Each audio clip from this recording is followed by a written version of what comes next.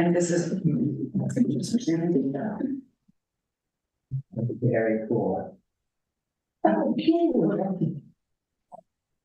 it's a boring, but I have.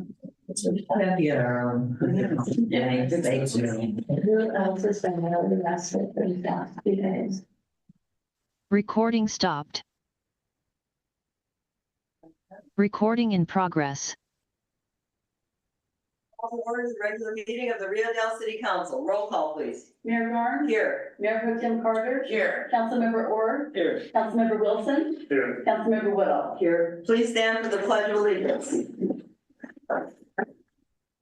I pledge allegiance to the flag of the United States of America and to the republic for which it stands, one nation, under God, indivisible, with liberty and justice for all. Public presentations. This is the time for persons who wish to address the council on any matter not on this agenda and over which the council has jurisdiction. As such, a dialogue with the council or staff is not allowed under the Ralph M. Brown Act. Items requiring council actions not listed on this agenda may be placed on the next regular agenda for consideration if the council directs, unless a finding is made by at least 2/3 of the council that the item came up after the agenda was posted and is of an urgency nature requiring immediate action. Please limit comments to a maximum of 3 minutes. Okay.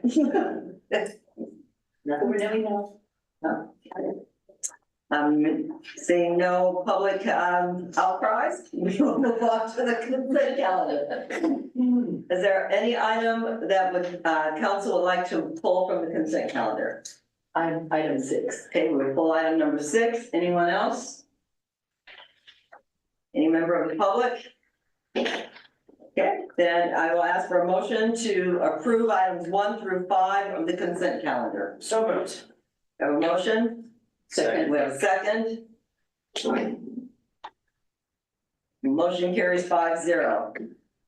Councilmember Woodall, item 6. Yeah, I just wanted to pull up because I thought I would ask Amanda to talk a little about it so that our public could hear. Sure. Okay, thank you. I asked for this to be placed on the agenda, just so that we had, hopefully unanimous council approval for this. The retaining wall down on Edward Street is not the same as the art project for the Eel River Trail. We're talking about the very beginning of Edward Street that is constantly graffitied. And we just keep painting over it and they just keep on coming back. So this is a proposal for a lovely group of people headed up by one lovely person who would like to raise funds and get together some of the kids in our community, like more teenage, maybe kids, work with kids at the school, to design and workshop and some kind of graffiti mural, right? That would happen under the tutelage of a professional artist, and this would be not paid for by the city, but would be fundraised for. And it just is a really lovely community project. And as you can see here, there'd be an anti-graffiti code applied on top so that it would be a little at least easier to clean up in the event that that does happen. I think this is a great idea. I don't even know what the design is, and I don't really think I need to, because anything is better than the offensive racial slurs and penises that are currently drawn on that wall, at least once a month. So, yeah, that's kind of what it is. Oh, okay, and I wanted to say, I was telling Amanda down by the Adorney Center, the wall that goes down toward the bridge, they have some nice graffiti down there. I mean, it's graffiti art, but it's very nice art, so, it can be nice. Absolutely. Sure. And I think it'll just give some ownership, right? If we have a youth, we're doing another youth art project. That's why this is confusing. That's going to be elementary school age kids. This one would focus a little bit more on some of the kids who maybe weren't included in that. And because that is basically going to be the gateway to the Eel River Trail, I think it'd be best if that didn't have a bunch of offensive graffiti on it. Is there any member of the public who would like to speak to that? Yeah, this is kind of what I came here for too. So, and one of the little ideas too is maybe say Eel River Trail this way. And so each one could have a different lettering or whatever the kids get involved with. So, like to contact the kids at the school, like maybe just go to the school and have them get a hold of kids. At an unknown date in the future, we're gonna do a project. I've got a couple artists that we're gonna go to the resource center, and we're gonna just kind of make a whole, we're gonna have some workshops that we're gonna put together. And so at an unknown time in the future, we're not like setting like, here's the workshop date, here's the finish date. It's also gonna be in conjunction with Ink People Center of the Arts. So we're gonna use their nonprofit 501c13 to funnel the money through, which will all be, everybody's volunteer. So the only thing that it costs is for materials. So yeah, that's it. Thank you. Thank you. This is the kind of project we really appreciate. Thank you. Do you have any other questions? Oh, no, that's Do you it. have any questions? Councilmember Wilson? Any staff? Any public? Any emails? Nope. Hand raised. Okay. Then I would call for a motion to authorize the mural. I make a move to approve. I will second. Have a motion and a second. Please vote. Motion carries 5-0. How about it? Staff communication, city manager, page 25 in our packets. Thank you, Mayor Barnes, members of the council. So in case anybody is not aware, today, November 5th, is election day, and the polling location at Monument Middle School is still open, but it closes at 8 p.m. So if anybody needs to rush over there, I would advise doing it as soon as possible to get your vote in for tonight's election. In other election news, the city's art competition for the Eel River Trail project is scheduled. So members of the community can come to Rio Dell City Hall on November 9th and 12th to cast their votes for the winning art competition. So our partners in the project, Redwood Community Action Agency, were able to solicit 13 proposals from artists for the project. And those submittals will be judged by members of the public and voted on. And it is a community selected art project here in Rio Dell. And so the upcoming date for the first vote is Saturday, November 9th from 11 a.m. to 1 p.m. So that's this coming Saturday. There will be refreshments provided. And then there will be a second opportunity to vote for those who missed the Saturday meeting, which is Tuesday, November 12th from 5 p.m.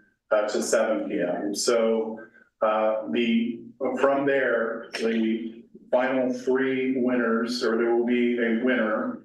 And on the city council meeting, the council will ratify the choice of the community votes. So that will be coming up. We certainly want to encourage everybody to participate and cast their vote in the art contest. The city's also working on our proposal for the 2025 slurry sealing project. We did have an initial meeting set up by the city of Arcata. Just one of the observations there is that it does not look at this point in time that there's going to be a lot of participation from other jurisdictions. One of the main advantages of the project, when there's a lot of different participants, in particular the county spending a lot of money on it, is the scale of economy, the economy of scale that lowers the cost of the project. So it's something that we're just looking at. We're still going to be submitting a proposal for that project. And then,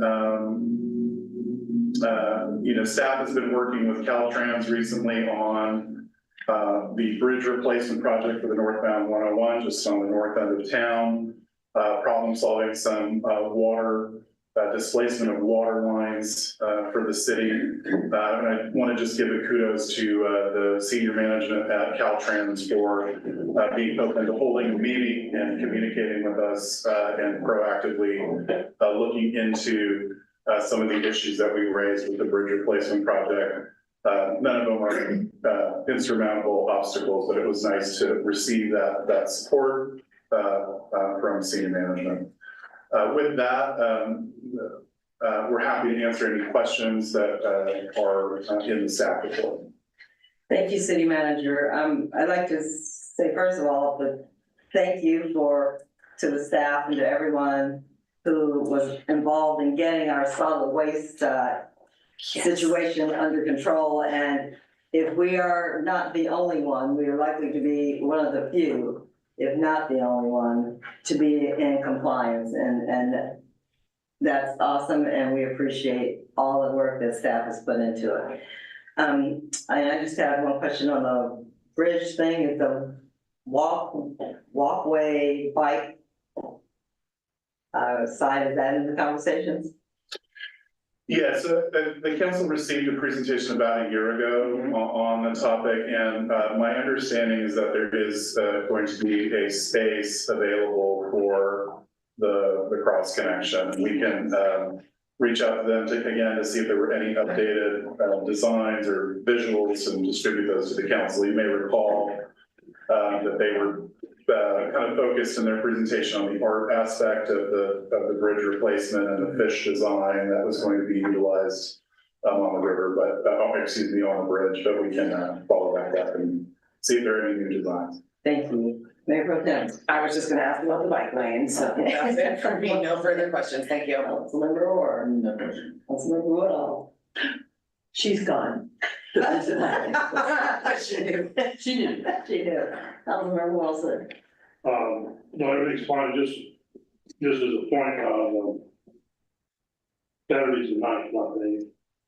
Yeah. On your calendar for the voting process. And I also would echo the mayor's comment on the garbage, solid waste.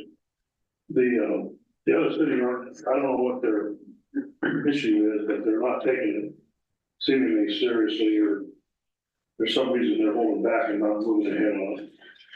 So, but I don't know what that is. I talked to Eric some about all these stuff in that, and none of the other jurisdictions seem to really be wanting to deal with it. So we'll see where that goes. Other than that, that's all I have. Thank you, Councilman Wilson. Any hands raised, any emails? No, okay. Then we will close this section of the staff report and move on to special presentations. Presentations by HCOG planner Michelle Nielsen on transit needs assessment, public hearing on unmet transit needs. Page 31 in our packets. Is Michelle here? She's up there. Yes. Hi, Michelle. Hello. Hi. Thank you. Can you guys hear me okay in Rio Dell? So Yeah. great. And I appreciate the city and working with Karen to enable me to participate remotely. I am actually in Eureka this evening, but thank you for enabling having this option to make this presentation and for this public hearing. So I'm going to go ahead and get my share my screen, and let's hope we don't have too many technical difficulties. And give me this one. Share. And so let's go here. So hopefully there you're seeing our intro slide on the regional transit update for this evening. So showing Ride Humboldt, the rebranding for HTA and all its partners, Redwood Transit, Eureka, Arcata, Soham, Willow Creek, and then also City of Fortuna and the Yurok tribe are also transit providers locally. So just to give an overview of what, I'm gonna move myself here, an overview of what the unmet transit needs process is. The Transportation Development Act, that's state law, provides funding for transit. Simply put, an unmet transit need is a public transportation need that is not being met by the current transportation system. This process identifies and evaluates the adequacy of existing public transportation services based on the input that we hear from hearing bodies like yourself, from the community, and residents. And there's different, in addition to tonight's public hearings and others that are being held by other agencies, there's various means for folks to provide input. And I'll give a little overview of that towards the end of the presentation. Locally, the process involves public hearings, releasing an online survey that is now available. It's available in both English and Spanish. Receiving comments from the public by email and phone calls to the HCOG office. So an unmet transit need, at a minimum, those are trips that have been requested by residents who do not have access to transit or specialized transportation or private transportation services, or it could be trips that have been requested from residents who do not have resources to travel to medical appointments, shopping, social recreation activities for their jobs, education, training, and that sort of thing. And also, an unmet transit need can include proposed public transportation that are identified in a regional transportation plan. And there is sufficient broad-based community support, which means that's likely folks would likely use the service on a routine basis. And so this definition, they have to be consistent with the Transportation Development Act, but there is some allowance in state law for the definitions to reflect local conditions. And this definition before your council is the one that was adopted by the HCOG Board of Directors fairly recently. All right, so there's the second part of it. So is there an unmet transit need? And then the second part of that, is it reasonable for that need to be met? And so on this slide, you're looking at what the reasonable to meet criteria are. Again, this is another definition that was adopted by the HCOG board. And so we have a service, it must be operationally feasible and financially feasible. And some parameters are given on the slide, that there's roadways to a point, and it must be safe to operate, and there's funding available. Another consideration for determining whether a unmet transit need is reasonable to meet is, does the service projected to meet the minimum marginal fare box return ratio of 10% within 2 years.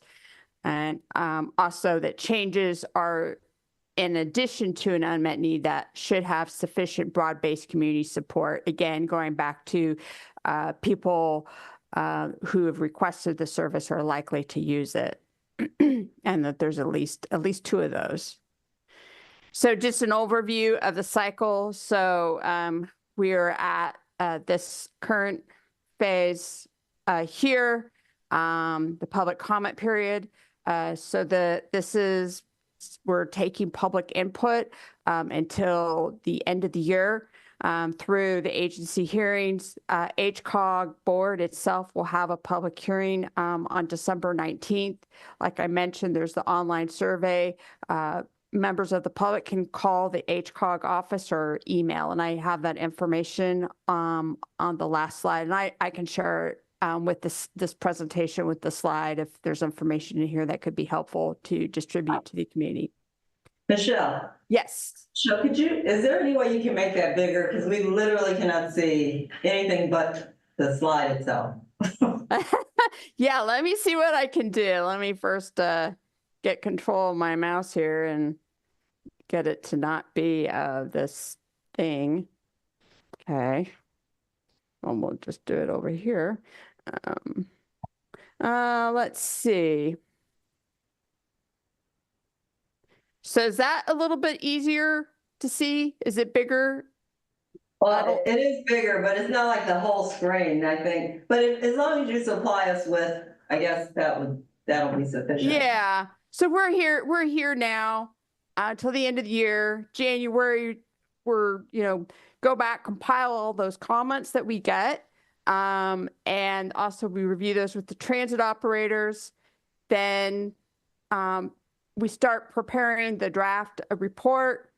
And then in March, April of next year, the Social Services Technical Advisory Committee will provide recommendations on the draft report, and along with transit reviewer providers, give input to staff. And then also the public will have an opportunity to give input on the draft report. And then about May is typically when the report is presented to the HCOG board for adoption. So let me kind of go back.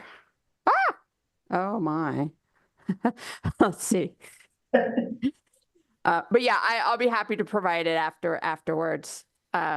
So just briefly, there are known transit needs that we've heard through this process, because this is the unmet transit needs is an annual process. I didn't mention that. So these are things we've heard over time, the need for more frequent service, earlier and later service on the weekends, Sunday service on the main line, the regional one that goes from far as north as Trinidad down to I know it goes to Rio Dell, and also to, I think it hits Garberville as well.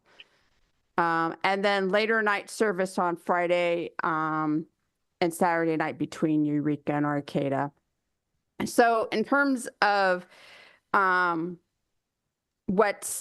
in terms of ridership, just I'll go briefly through some slides I've put together just for your council.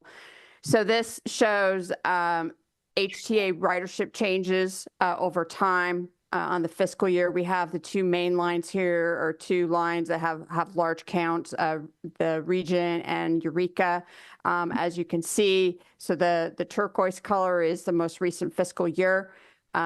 So there's been these are showing increases, gradual, especially on Eureka since the low point of the pandemic. Southern Humboldt has seen their service has seen a pretty good increase. Willow Creek is actually, their ridership number is actually greater than at the before the pandemic in fiscal year 2019, 2020. And the dial ride, it had been increasing, but last year it did see a dip in ridership. But generally, the ridership has been recovering over time since the pandemic. And so total passenger trips last year were 480,300 trips for the HTA lines. That doesn't include Arcata.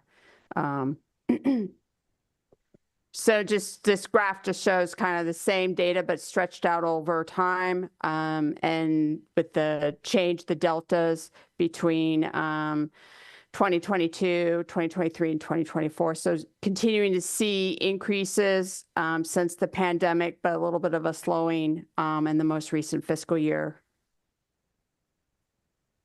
And I have Arcata in here. I thought I took that out, but you can see kind of the same trends, but interestingly enough, this red line is HSU Cal Poly enrollment over the same duration of time, which there's been not much change in enrollment, but ridership on the Arcata Mad River Transit System has been definitely increasing.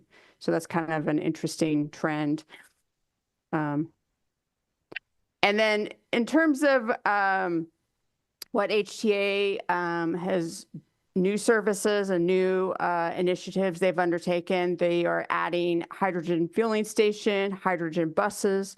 They're working on the development of a intermodal transit center in Eureka. And you may have seen the press release. It was in the Loco and the Redheaded Black Belt about they were recently awarded a $18.7 million grant to further expand the fleet of lower emission vehicles, improve information for transit riders, which is actually having arrival and departure time, more real-time data and at the bus stops. And so that should make it easier for riders. And then also to increase frequency of services. They did do a soft launch of a micro transit using dial-a-ride buses called Flex. It's an on-demand micro transit service. At this time, operates in the greater Humboldt Bay region. And I didn't see information. I don't have information. I think if it's successful, they would look at expanding that to other areas farther out. But I didn't see any information about that. But I'm meeting with HTA tomorrow, so maybe I can provide a little update that could get distributed to the community. And also, another implementation has been unified branding and fares. It's now their lines are $2 instead of the $2.10, and it's consistent just to make it easier for riders. And they've also, you may have heard about the North State Express Route 101 that launched earlier this year. So it connects to down into Mendocino Transit, so folks can actually get into Santa Rosa and to the Bay Area. So they're seeing the ridership as of late June was about 630 riders. But folks can also connect to Crescent City on Red Coast Transit and to Santa Rosa via Mendocino Transit. So if you have questions or someone who'd like to give input on a potential unmet transit need, we would encourage them to, they can email us, they can call us. Those are two ways that we love to hear from folks. And then we also have an online survey that's, like I said, in English and Spanish. It will be available for folks to complete until the end of the year. So and it only should take folks less than 10 minutes to complete. And even if you haven't ride the bus, we encourage you to take the survey. And even if input may not be an unmet transit need, all input is valuable because it's used as documentation to support grant application for improving transit service, including capital improvements. It's used to support those grant applications. So we definitely encourage people to give their input. So that's my presentation, and I can stop sharing my screen and answer any questions. And yeah. Thank you, Michelle. I'll bring to council, Councilmember Woodall? No. Mayor Pro Tem? No questions. Councilmember Orr? Councilmember Wilson? No. No. So I don't think we have any questions. I can add to what you were saying as far as the new tap to pay. You can use the same card all from here all the way down to Mendocino and the Mendocino area. It's all one system now. They have gotten the fares where they're consistent, and it should be less of a hassle for people to use the system. And they are really working hard to also connect to Reading to get to Sacramento, because there's no way to get from here to Sacramento on transit. So those things are also in the works. So there are unmet needs, but I would say that they are trying very hard to reach a point where they're meeting them. Are there any hands raised or any emails? Okay, so I think, Michelle, I thank you. We thank you, and sending the slides, because that way we can actually see. Oh, we have them. Okay, you already sent them, so you just We'll just get them from Karen. Super. So, thank you very much. And you have a good evening. Thank you. Thank you for your time. Thank you. Have a nice evening. Bye. Bye. And now we're going to public hearing. Did you open the public hearing? Oh, we have to have a public, I thought that was my asking the public. Are there, Well, I probably don't have it. Just John on my mind. I was just, you didn't mention the email address for the website for the survey. oh, it was on the, oh, you couldn't see it on the slide. Yeah. Okay, there was a phone number and an email address. Michelle, could you put that or just tell us? It was HCOG. Yeah. I'll just call her now. Yeah. Karen. You're on mute. You're, so. Yeah, the email address is info@hcog.net. And then the phone number is 707-444-8208. And that there's a slide in the there's 2 slides in the packet with that information. So to maybe make that easier. And there's a QR code to scan to do the survey, correct? Yes. Am I supposed to be doing that? I'm not doing I it. think we've opened the public hearing, we've heard comment, and we have not received any other emails or anything via Zoom, so I think we can go ahead and close the public comment and the next agenda item. Close the public hearing. That was the part I was missing. Closing the public hearing. And again, Michelle, thank you.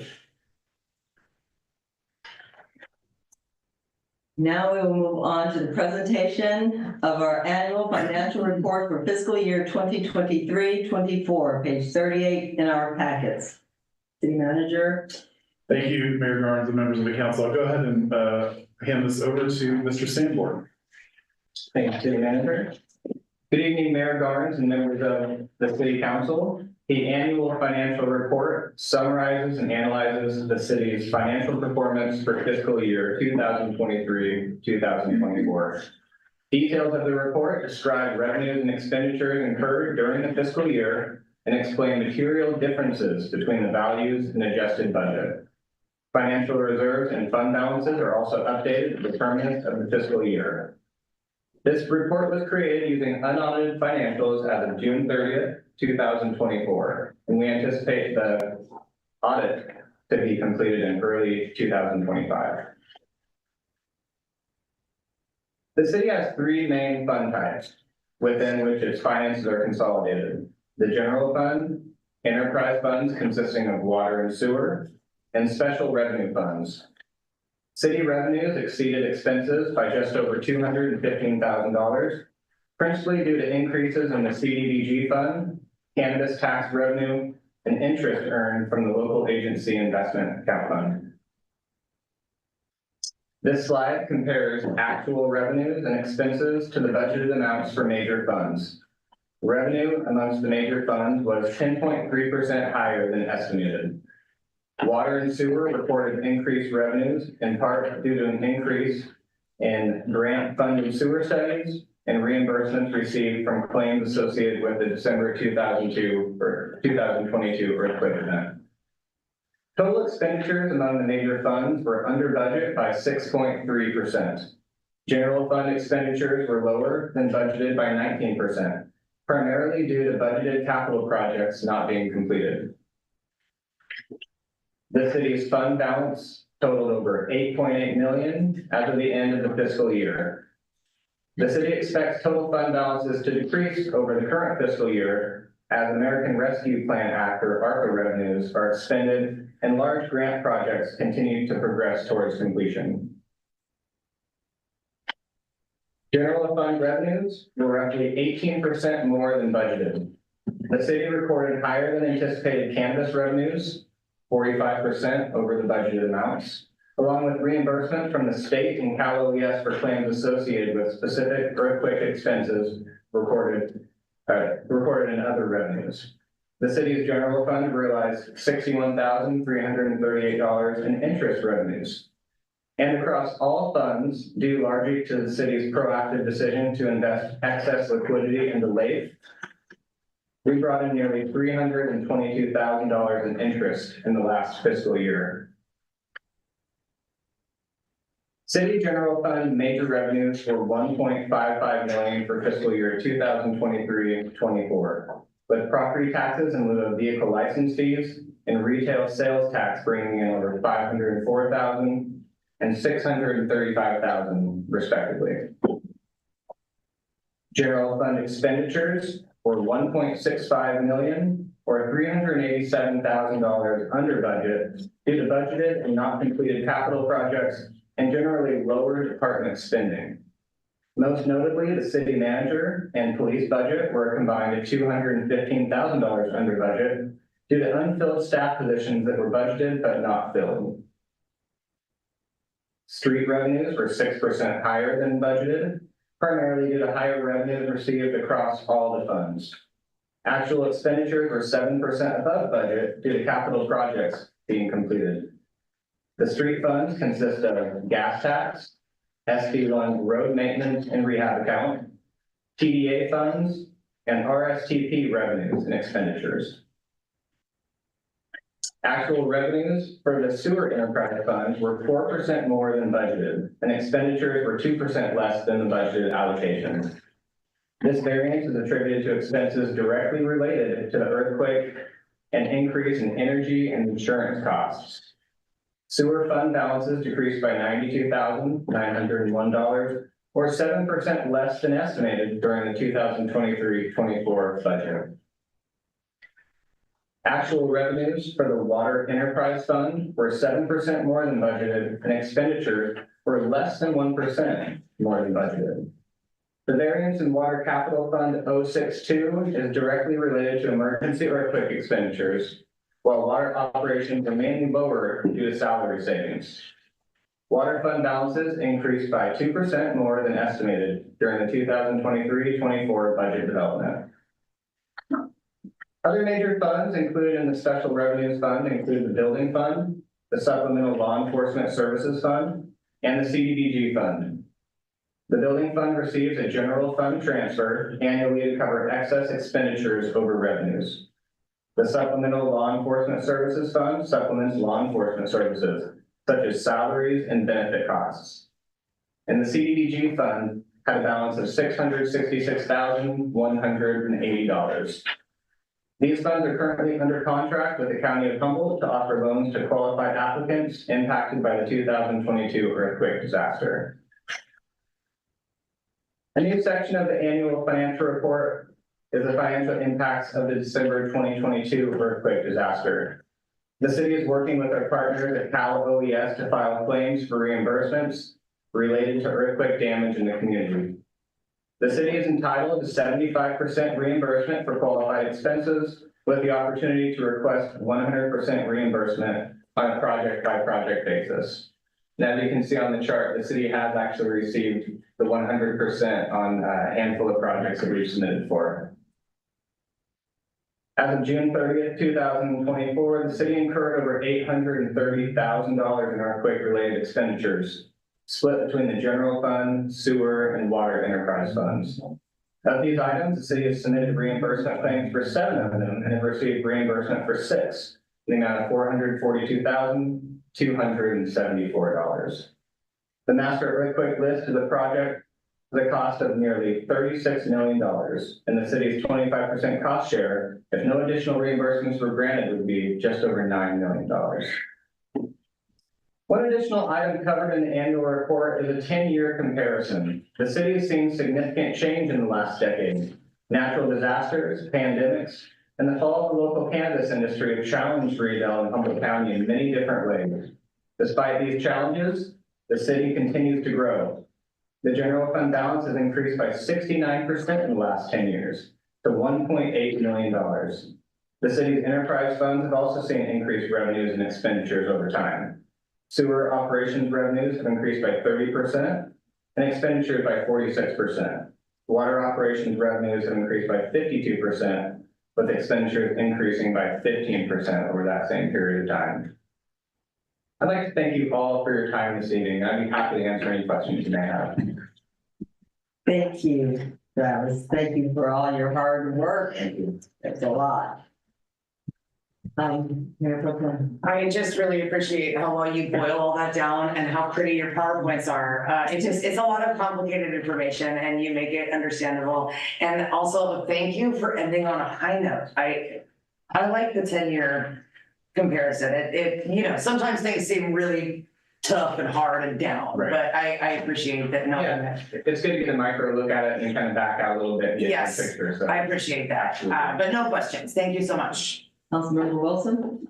I don't have any questions, but I appreciate the report, and, despite all the downturns that we've had, we're still doing pretty good, I think. On the 25% part with that we're not getting reimbursed for, how are we dealing with that, or we're just not doing the stuff that's. So out of the projects that we've submitted reimbursement for, every project that we submit, we request from the state to cover the additional 25%, and we qualified for that by taking actions immediately following the earthquake that qualified us for that. The 4 projects that we've requested, we have gotten that 25% reimbursement, so the city was made whole. And the additional projects, we've sent those requests in. So there is quite a time lag between sending the request and getting the results.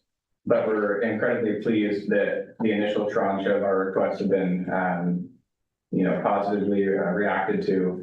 And we're hoping that momentum can continue as we approach some of these more costlier projects down the road. It's still to be determined by the state. Yes, sir. What they do. All right, thank you. You're welcome. Councilmember Orr? No questions from me, thank you. You're welcome. Councilmember Woodall? Just thank you. You always make this easy to understand when you prepare it, so I really appreciate it. Thank you. Any members of the public? Questions?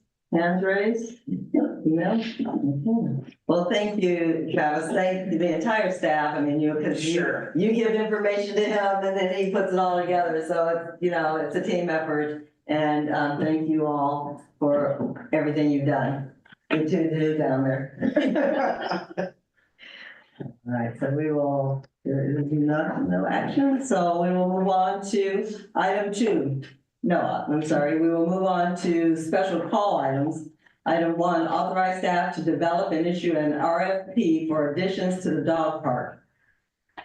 Page 57 in our packet, city manager. Thank you, Mayor Garnes, members of the council. So at the request of Mayor Garnes, staff is requesting direction from the council related to additional fencing and entryway into a new section of the dog park for a Smalls area. As the council will recall, the dog park project was significantly scaled back after bids were received that far exceeded the available financing.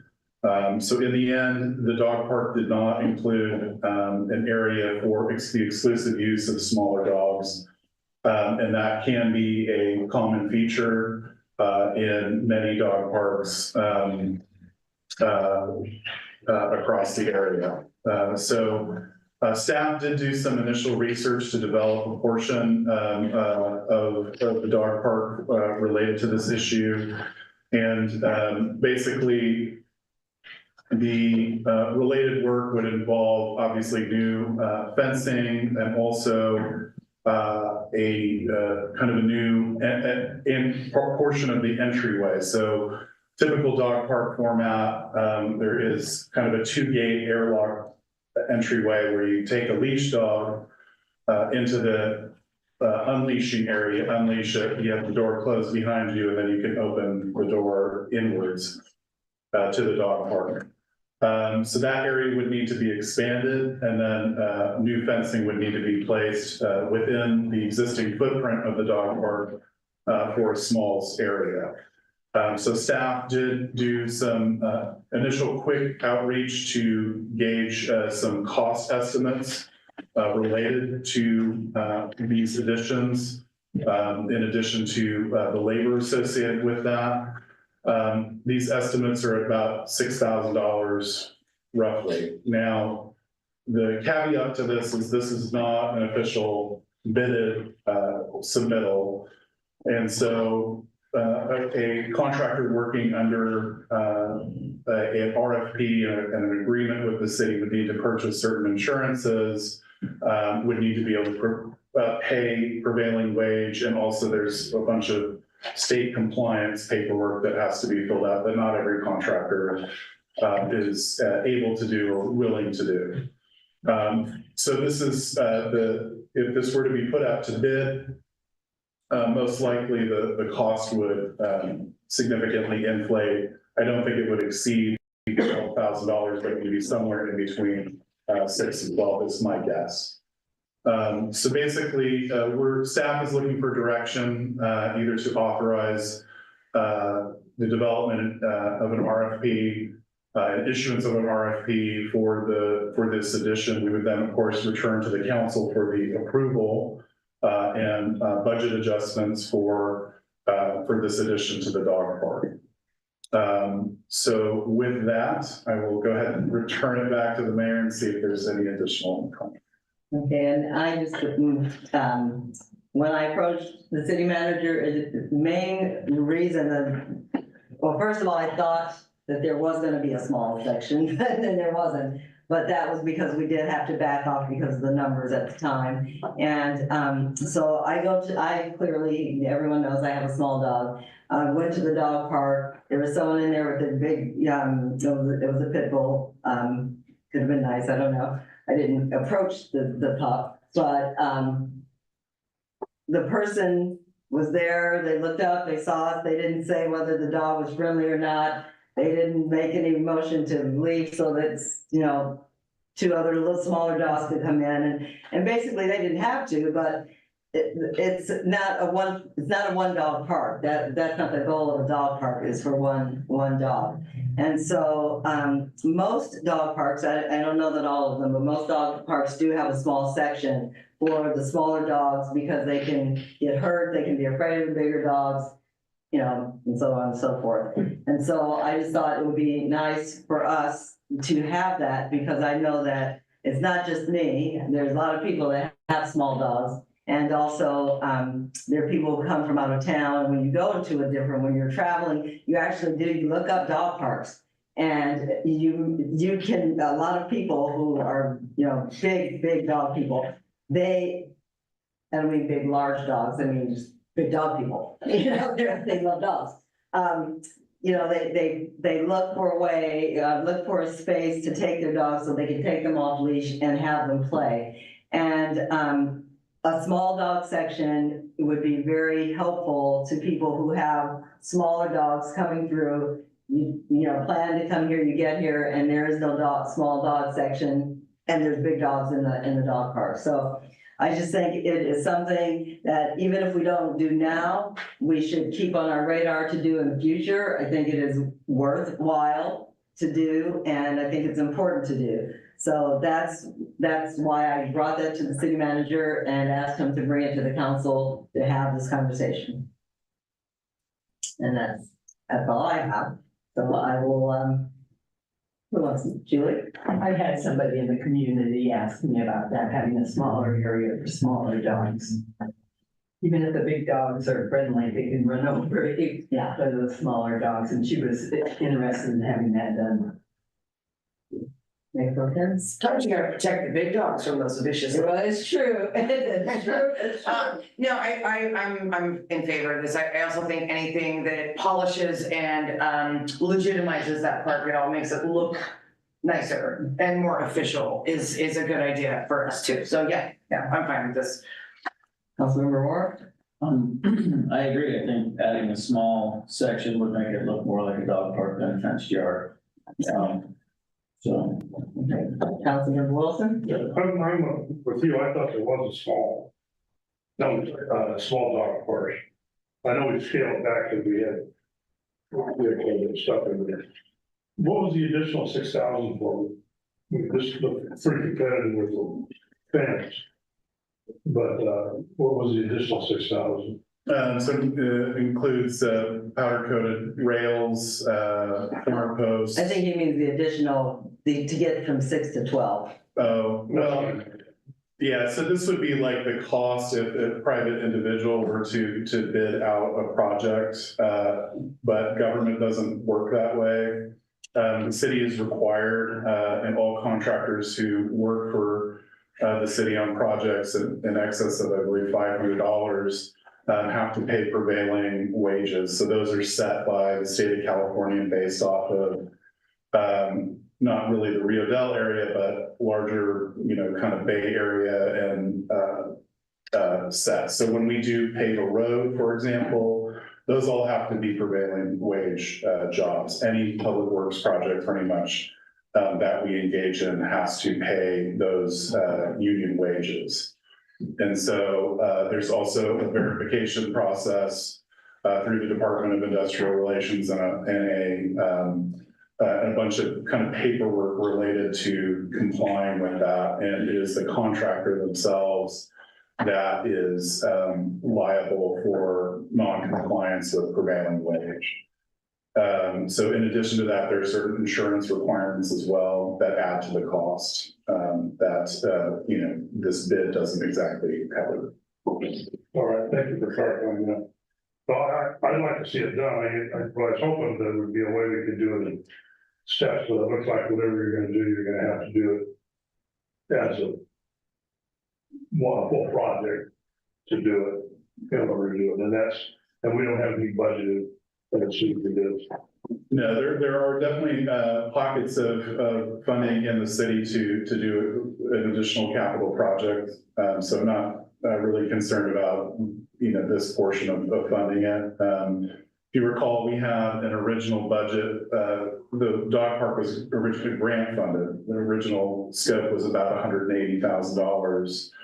And I forget what the final number was, but it was in excess of 200, somewhere around 220.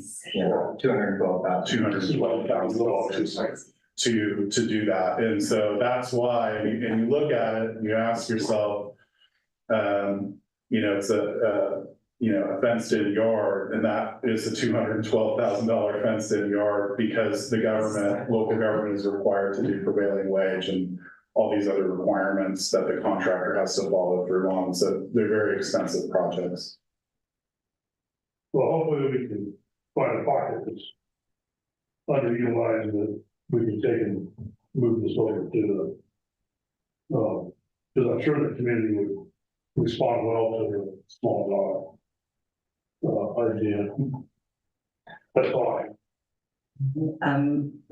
And so if it goes out to bid and it comes back like ridiculously high, we don't have to accept it. We can just say, no, it's not happening in this moment.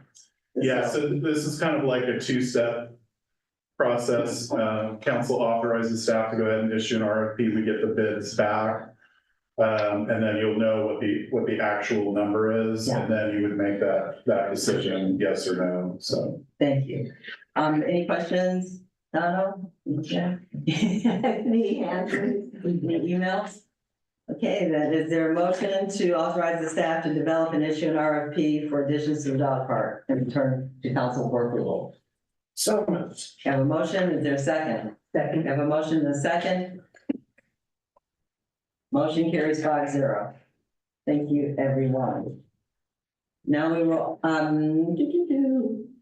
item 2, page 60 in our packets, authorizing the city manager to negotiate an agreement for services with the regional government services for human resource assessments and services in coordination with the city attorney. City manager. Thank you, Mayor Garnes and members of the council. So we do have a representative from RGS on the line, Ms. Acosta, or give the presentation. We'll see if she has anything to add to the presentation. So the city of Rio Dell is in need of professional services related to human resource activities of the organization. Historically, the city has been resource constrained with the human resources functions of this organization being spread out over multiple individuals in multiple departments. So over the years, ongoing enhancements and amendments to MOUs, resolutions, and changes in the law and changes to the employee handbook have led to the current MOUs and the handbook becoming more difficult to administer and understand by all parties and potentially non-compliant with current law. So additionally, the city will soon be undertaking labor negotiations with 2 bargaining groups and all management staff, which I believe is about 6 individual contracts, with new agreements anticipated to become active on July 1st of 2025. So it's anticipated that these negotiations will be more time intensive than in years past. So the proposal seeks to, 1, develop a needs assessment and work plan, 2, review and revise city personnel policies and procedures, and to 3, provide some generalized HR administration and consultation services between now and the conclusion of contract negotiations, anticipated by July of 2025, with access to these services on a reduced basis ongoing. So estimates of the total cost of this agreement, estimating the total cost of the agreement is difficult. So the amount of time spent on labor negotiations is a result of multiple factors, some of which are outside of the control of administration or the council. So the current estimate as written in the report is $80,000 to $100,000 for this service over the initial 6 to 12 month period of what I would call kind of a reset on those guiding documents. However, subsequently to writing the staff report, I think we've been able to narrow this down to more in a range of $50,000 to $60,000 based on the anticipated time allotment. Again, not totally in control of the city manager or staff, but up to a certain degree to the bargaining process itself. It's important to note that much of this cost would occur over that initial period of 6 to 12 months due to the need to correct deferred upkeep of the current structure. So you have kind of this upfront cost of the reset, and then ongoing, I wouldn't anticipate the city spending any significant amount of dollars, over $10,000 ongoing. The service would be utilized on an ad hoc basis for difficult circumstances and areas where we need additional resources to kind of upkeep the system. So after a successful reset of the system, there could be savings in potential legal bills because obviously when you involve the city attorney or alternate city attorney, it is pretty expensive. Also, the expense of misunderstandings, errors, or other issues related to the upkeep of the system would be reduced. So once completed, the city intends to retain RGS, as stated earlier, in an ongoing capacity to help maintain and leverage their expertise for these policies and procedures to continue to be unquestionably compliant with the law, going forward. Obviously, in California, HR law changes fairly often, and those changes can be significant. So again, those ongoing costs will be significantly less than the initial 12-month period. The city's budget for the current fiscal year does not include an allocation for these services. If approved to proceed, staff would need to return with the budget adjustment to fund these services. And so RGS is a California Joint Powers Authority, and we do have Ms. Acosta on the line.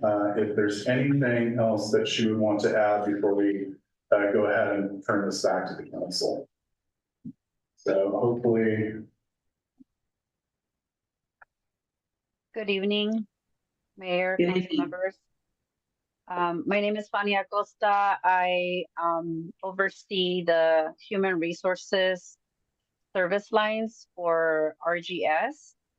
And as Mr. Knopp stated, we have experienced advisors that work very efficiently in the different areas of support that your agency may need. We work with a variety of other similar sized agencies, public agencies. We specialize in working solely with public agencies, and we currently work with over 125 partners.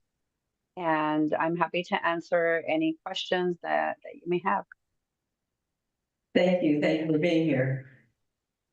Councilmember Orr? I have none, it's pretty well laid out. Councilmember Woodall? I have some, I can go back to try it. Councilmember Wilson? Yes, only when you talked back to, instead of being 80 to 100, it was 50 to 60, is that doing the reset? What you're calling to get it squared up Yes. with the handbook and apply to the laws and those? Yeah, so the estimated cost for updating the personnel policies and procedures is approximately $10,000. The human resource needs assessment and work plan would be $30,000. And then if everything went perfectly and we could get everything squared away in a neat package, with only spending 40 to 50 hours of RGS's time on it, that could be an additional $8,500. I suspect it'll be a little bit more than that. So I think an additional 20 grand is more in line with a realistic estimate of what it would take, and potentially again, possibly more. The idea here would be we would set a not to exceed limit. And obviously the council would be involved in the labor negotiations. And if it hit that mark, we would have to return to the council in open public session to increase that cap. That would be the idea. So the part I see on the back sheet there on the other page. 69 or whatever it is, where it talks about the 100, roughly 10 hours a week and 20 hours a week. We're not planning on spending that. That's what you were talking about. Probably 10,000 a year is roughly what you're. No, no, we would, I think those two options are not necessary. I think the HR function in the city can still be handled on an ongoing basis with the existing staff. Once these issues are cleared up, and then pulling in RGS as needed for kind of, difficult circumstances or issues that pop up, being able to leverage their kind of HR expertise to quickly address those issues. So we're not looking at, we're gonna annually spend $100,000 on HR, just as we get, like you said, an ad hoc type situation once we're squared up. yeah, once we're squared up, there's some upfront costs, and I think the $60,000 would be a good estimate for that amount of effort initially. And then ongoing, I wouldn't anticipate it being more than $10,000 ongoing annually. There aren't that many issues that we encounter that we find difficult, but I think having that assistance ready on the phone to call would be helpful. So are we approving that tonight, or are you gonna do some negotiations, come back again? No, so what we would do is work with the city attorney to draft an agreement with RGS and place that cap on The 60,000 cap. Yeah, verify that number that is reasonable, and then return to the council at our next meeting for formal approval. Okay. Thank you. Thank you. Mayor Pro Tem? No questions. Thank you. Okay, I had a question, but I forgot. Let me go ahead and ask. Yeah, I mean. There was something like this. Yeah. Would there take much staff time to get prepared to do this, or do they just take it and run with it? No, staff is still gonna be, I think it's gonna have to be very involved in the process, kind of giving direction. But as the council and your negotiator have discussions, could ramp up the involvement of RGS services as the council deems fit. And being as they do human resources too, if it came to it, can we possibly use them as negotiators when we're working with our contract, where they would negotiate with our? Yeah, so that's really, that was that discussion over the additional, $8,500 to $20,000 would be utilizing that expertise across our two bargaining units. So you have the Peace Officers Association, the Rio Dell Employees Association, and then you have individual management group contracts. So finance director, city clerk, the wastewater superintendent, water superintendent, potentially the chief of police. It would be a new contract coming up, community development director. And if you looked at some of the other places that do this, does this fall sort of in a ballpark figure with other services from different companies? Yeah, yes. Okay. That's all I have. Thank you. Are there any, Donald, do you have any questions? No. Are there any hands raised, any emails? Okay, then, thank you for coming. I'm going to ask for a motion to authorize the city manager to negotiate an agreement with the services, regional government services for human resources assessment and services in coordination with the city attorney. So moved. And is there a second? Second. A motion and a second. Motion carries 5-0. Thank you very much for coming, and we appreciate it and look forward to working with your company if that happens. Thank Okay, you. Good evening. We look forward to the potential partnership. thank you. Now we'll move on to ordinances and special resolutions. And Yes. Mayor Garnes, I'll go ahead and interrupt you on this one to abbreviate, since I know everybody kind of probably really wants to get home and see the news and what's going on. So Mr. Caldwell is not here tonight, so staff is recommending that we go ahead and continue this item to your next regularly scheduled city council meeting on the 19th of this month. Everyone good with that? Yep. Yeah, thank you. So council reports, Mayor Pro Tem. Okay, let me get my giant list here. You guys look forward to twice a month. Just to reiterate the voting, the community voting for our community art project, this Saturday, 11 to 1. Tuesday, week from today, 5 to 7 here in the council chambers. And that means all of council members too, and all of city staff, right? Because even if you don't necessarily reside in Rio Dell, you work here, you care about the community. So I really hope to see every single one of you pop on by and cast your vote. And who doesn't want to look at 13 lovely artists anyway? Well, their work. So please do come by for that. Okay, I wanted to report out on our Parks Master Plan Community Survey. I neglected to bring the actual beautiful pie charts. I'm hoping those will pop up in an agenda packet for us sometime soon, but I can't say that over 50% of the people who responded to that survey were ages 5 to 17. So we got a really, really nice chunk of the youth of this community, and I need to thank the school for supporting me and helping me with that. Over 50% of the people who responded wanted to see improvements to the Davis Street Park. That one seemed to be the clear winner. And over 50% of the people responding voted that a pump track or a BMX track would be their top choice, seconded very closely by outdoor courts, meaning pickleball, basketball, things like that.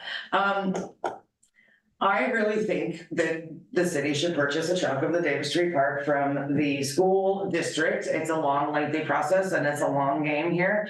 But I do have, like 3 or 4 years of FaceTime invested with them. I don't think that they'll just tell me no, right? So I'm gonna go to their meeting next Thursday at 6:45 p.m. unless they change it, in which case I'll let you know. And simply ask, to reopen the conversation, whether that takes the form of forming an ad hoc committee or just agendizing me for their December or January meeting where I can go give a little spiel. But that's my ultimate goal, is that the city purchases a piece of that land and puts in a pump track and a basketball court and things that are very easy to maintain and not super prone to vandalism. So I'm just giving everybody a heads up that you are about to hear a lot more about parks for me. Okay, update on our spay and neuter voucher program. They've been out in the community for about a month. We have given out 12 vouchers, pretty evenly spaced between cats and dogs. And I have to tell you that every single person who's received a voucher has been so thankful and so appreciative, even if it doesn't cover the whole thing, which a lot of them don't. Any help is very, very much appreciated. I think that spaying and neutering pets can be very cost prohibitive. So people, even the ones who like to be negative about anything they can find, have not found a way to be negative about this. Correct me if I'm wrong, we did receive more money from the McLean Foundation, so we have to give a big thank you to them to help us keep this program going. And so I really do wanna thank the McLean Foundation and Sarah Reback, who's on that board, and offered us up some of her board member funding for that on top of the grant they gave us. I got a couple other leads on funding from my last read at the meeting, so we're looking into that too. So it's very exciting. Once again, it's an important thing, and we're the first to do it. And lastly, I just wanted to give a big thank you to the Resource Center and the Fire Department for the trunk or treat event on Halloween that seemed very well attended, and the rain magically went away for it, and then came in strong the next day. So it really seemed like the kids were having fun. It was safe. It was just a nice, wholesome community Halloween event. So that's it. Thank you. Thank you. Question. Yes. The REDIC funding that you're looking for, is that for the spay and neuter? The spay and neuter, yeah, we're looking at maybe Headwaters Fund with the county or the Lost Coast Kennel Club. Somebody told me this is the time of year but yeah, you know, all you gotta do is announce one thing in a REDIC meeting and you got people giving you suggestions, so. Yeah. Councilmember Orr. We heard from HCOG on the unmet needs. Otherwise, there's some movements in the ranks at HCOG. So the next meeting is a closed session only, so not too much to bring back. Thank you. Councilmember Wilson. Yeah, we have HCOG, not HCOG, HWMA coming up next week, but the RCEA, we resolved our director. I think that was in public, and now it was in public. They actually hired a lady who was, I wouldn't be surprised that has something to do with your closed session, was a former director of HCOG, Beth Burks. Yeah, she became the director of RCEA and was effectively on staff at the last meeting, which was the latter part of October. And so then we're having we'll see how that goes, because it's going to be obviously probably a lot of changes or however that's done. But the meeting for November will be a week early because of Thanksgiving, and the same thing with the December meeting, but they scheduled that for the night of our council meeting. Whether that was filled out their little form wrong that they sent online, or they oversaw it. Where it came in, comes on our third meeting, on the third Wednesday or third Tuesday, which is great to have this on the Tuesday. So my idea, which I'll bring up at the next meeting, is that they do like HWMA, they don't have meetings a couple times during the year. One in particular being December is not a good month because everybody's doing everything. So that's all I have here. Thank you. Councilmember Woodall. This will be short. Rich, if you're watching TV tonight, we hope you're feeling better. All right. We do. We second that. Second that.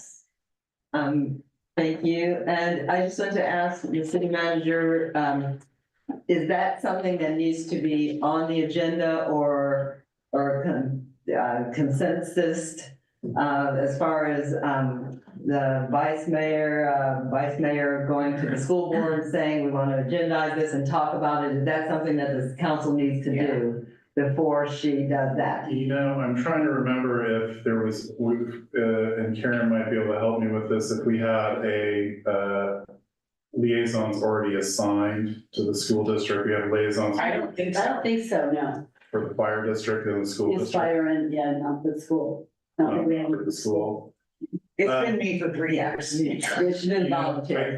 I think, if the council would like to formally, make that appointment, we can have that appear at the next agenda. Okay.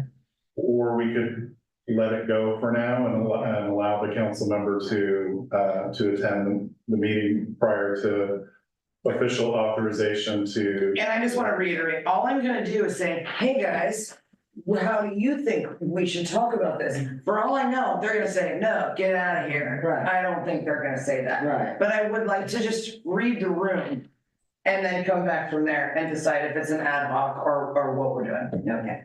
So we'll read the room. So to make sure, so that whatever's being done, we can hold on to it, not say, Because I don't want to we should have done this way. Yeah. Yeah, I would just also add to that, that if the school district becomes serious about that process, then absolutely there should be a formal appointment of an ad hoc from the Yes. city council. And it's a lengthy, complicated process. Okay. Then is there a motion to adjourn? Motion to adjourn. We have a second? Second. Yeah. It is adjourned until November 9th. What is it, November 19th? Okay, so they're planning. So that's the, October 19th. Wait, what else? November 19th. Oh my God. And do you want to learn from that stuff? Oh, it's October 19th. You know,